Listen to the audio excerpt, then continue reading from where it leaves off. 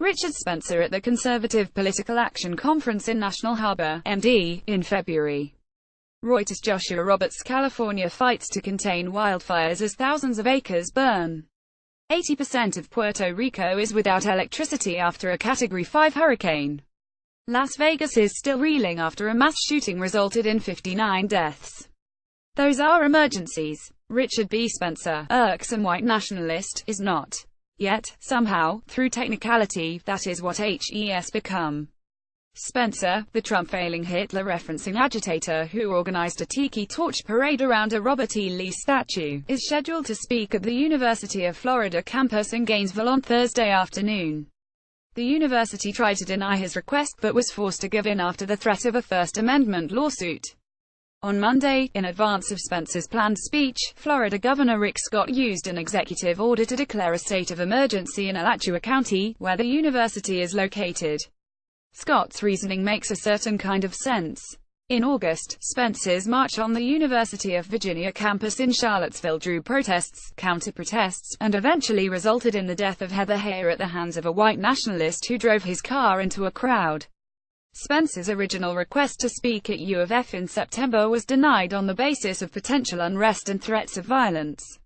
Large protests are expected at the University of Florida, and the declaration of a state of emergency along with an activation of the National Guard will make it easier for various state and local agencies to coordinate a public safety plan for Thursday's speech. But the problem with all of this is that it risks giving Spencer more dignity than he deserves. After all, no one wanted him to come to the University of Florida campus. Truly no one invited him. His ideas, such as they are, a white ethno-state, blood and soil style nationalism, a strong dependency on internet trolling, are bad and bad for us as a country. And despite the rash of profiles and investigations into his alt-right movement, there's really nothing new to see in Spencer himself. HES the same kind of white supremacist America has been dealing with for the past 100+ years, this time dressed up with a moderately youthful face and strong social media outreach. In the damning words of the Southern Poverty Law Center, HE is a kind of professional racist in khakis. That's all. Thankfully, some are giving this specious emergency the response it deserves.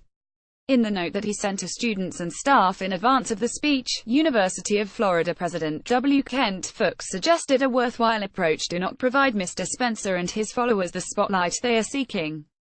By shunning him and his followers, we will block his attempt for further visibility. While the university is obliged to let him speak, the best response by those who oppose him would be to not pay him any attention at all. Visibility is what Spencer and those like him want, and what they don't deserve. It's flattering, I guess, Spencer said of the state of emergency declaration, to the Tampa Bay Times. I am in the same genre as hurricanes and invading armies. He is not. Richard Spencer isn't an emergency, HES an irritant. He should be treated as such.